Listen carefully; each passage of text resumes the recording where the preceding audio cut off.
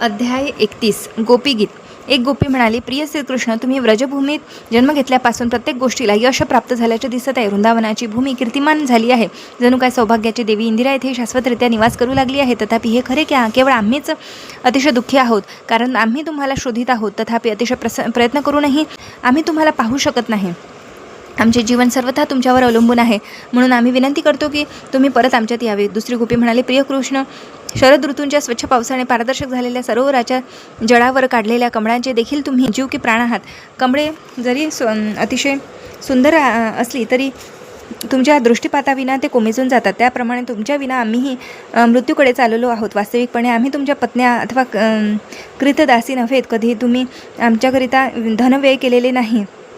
आम्ही केवळ तुमच्या नेत्रकटाक्षाने तुमच्यावर आसक्त झालो आहोत. आता जर आम्ही तुमच्या दृष्टिपाताविना मरणाला प्राप्त होऊ तर त्याला तुम्हीच कारणीभूत असाल. निश्चितच स्त्रीहत्या करणे एक जघन्य पाप आहेत, आणि जर तुम्ही आम्हाला पाहण्याकरिता आला नाही तर आम्ही देह सोडले तर त्या पापाची फळे तुम्हाला भोगावी लागतील. कृपया आम्हाला पाहण्याकरिता या, असे समजू नका. केवळ विशिष्ट शस्त्रानेच कोणाला ठार करता येते. तुमच्या अनुपस्थितीमुळे आमचा मृत्यू होऊ लागला आहे. तुम्ही स्त्रीहत्येला कसे उत्तरदायी आहात हे समजून घ्या.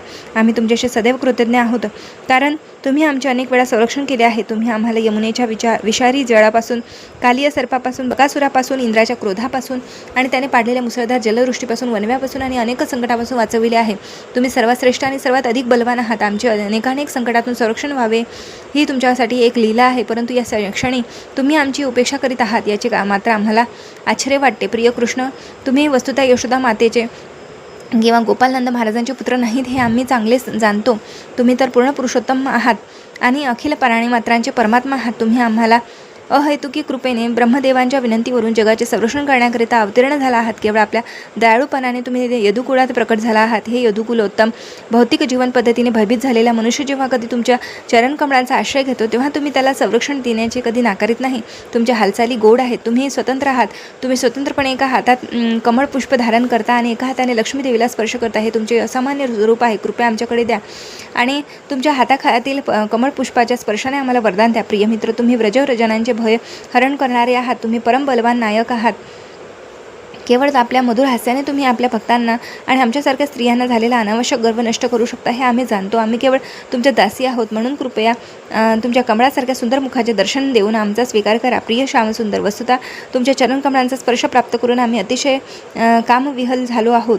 तुमच्या चरणकमळांचा आश्रय घेणाऱ्या बद्ध जीवांची पापे निश्चित नष्ट होतात. तुम्ही इतके दयाळू आहात की सामान्य प्राणी देखील तुमच्या चरणकमळांचा आश्रय घेतो. तुम्ही जरी आपल्या चरणकमळांनी कालिया सर्पाच्या फणांवर नृत्य केले असेल तरी ते भाग्यदेवता लक्ष्मीचे आश्रयस्थान आहे. आमची विनंती आहे की कृपया तुमचे चरणकमळ आमच्या स्तनांवर ठेवून आमच्या हृदयातील कामेच्छा शांत करा.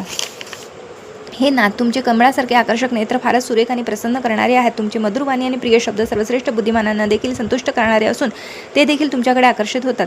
आम्ही सुद्धा तुमच्या मधुर शब्दांनी तसेच तुमच्या मुखाच्या आणि नयनाच्या सौंदर्याने आकर्षित झालो आहोत. कृपया तुमच्या अधरामृताचे पान करून आम्हाला तृप्त करा. प्रियनाथ, तुमचे शब्द आणि तुमच्या चरित्राचे वर्णन करणारे शब्द अमृताने भरलेले आहे. केवळ त्यांचे श्रवण अथवा उच्चारण करून मनुष्य भौतिक अस्तित्वरूपी दावाग्नीतून वाचतो. शिवब्रह्मादी थोर देवता तुमचे यशोगान करण्यात सदैव संलग्न आहेत. हे भौतिक जगातील अखिल प्राणीमात्रांची पापकृत्य नष्ट करण्याकरिताच तुमच्या यशाचे गायन करतात.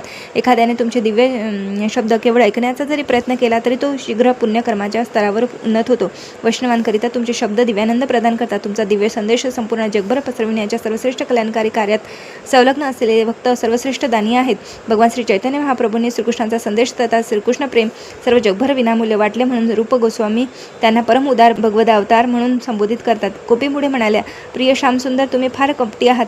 केवळ तुमच्या गोड हास्याने, प्रेमपूर्ण प्रिय नेत्रकटाक्षांचे तसेच तुम्ही वृंदावनात आमच्यासोबत केलेल्या विरहाचे आणि तुमच्या मंगलमय ध्यान समाधीचे स्मरण करून आम्ही किती कष्टी झालो आहोत याची तुम्हाला कल्पना करू शकता.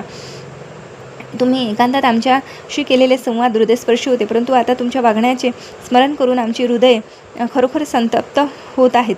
कृपया आमचे रक्षण करा. प्रिय कृष्णा, तुम्ही गायी चालण्यासाठी वनात जाता तेव्हा आम्हाला किती दुःख वाटले याची तुम्हाला निश्चितपणे जाणीव आहे. वनातून गायी मागे चालताना तुमच्या कमळापेक्षाही सुंदर अशा कोमल चरणांना वाळलेले गवत आणि खडे टोचतील असा विचार करून आमच्या मनाला अपार वेदना होतात. आम्ही तुमच्यावर इतक्या आसक्त आहोत की आम्ही सदैव केवळ तुमच्याच चरणकमळांचे चिंतन करीत असतो. हे कृष्ण, तुम्ही गायी चारून संध्याकाळी वनातून घरी परत येता तेव्हा आम्ही तुमच्या गर्द निळ्या आणि कुरड्या केसांच्या वलयांनी आवृत्त असलेल्या आणि गोधुळीने माखलेल्या मुखकमलाचे दर्शन करतो. तुमचे हे सुंदर मुख आणि मधुर मंद हास्य पाहून आमच्या मनातील कामेच्छा प्रबळ होतात.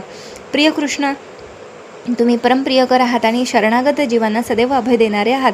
तुम्ही प्रत्येकाच्या कामना पूर्ण करता. या विश्वाची रचना करणारे ब्रह्मदेव देखील तुमच्या चरणकमळांनी उपासना करतात. तुमच्या चरणकमळांची उपासना करणाऱ्यांना कोणालाही तुम्ही वरदान देता, यात कोणाचाही संशय नाही. म्हणून हे प्रियतम, दया करून आमच्यावर संतुष्ट व्हा आणि तुमचे चरणकमळ आमच्या स्तनावर ठेवून आमच्या वेदना शांत करा. प्रिय कृष्ण, आपल्या अधरामृताची आम्हाला आस लागली आहे. तुम्ही आपल्या बासरीला देखील त्याचे पान करविता. ती त्या अधरामृताचे अव्याहतपणे पान करीत असते आणि आपल्या सुमधुर ध्वनीने आमच्या हृदयांना आणि संपूर्ण जगाला मोहिनी घालते. श्यामसुंदर, तुम्ही परत या आणि आपल्या अमृत मुखाने आमचे चुंबन घ्या. अशा रीतीने कृष्ण पूर्ण पुरुषोत्तम भगवान या ग्रंथातील गोपीगीत नामक अध्यायातील भक्तिवेदांत भाष्य संपन्न.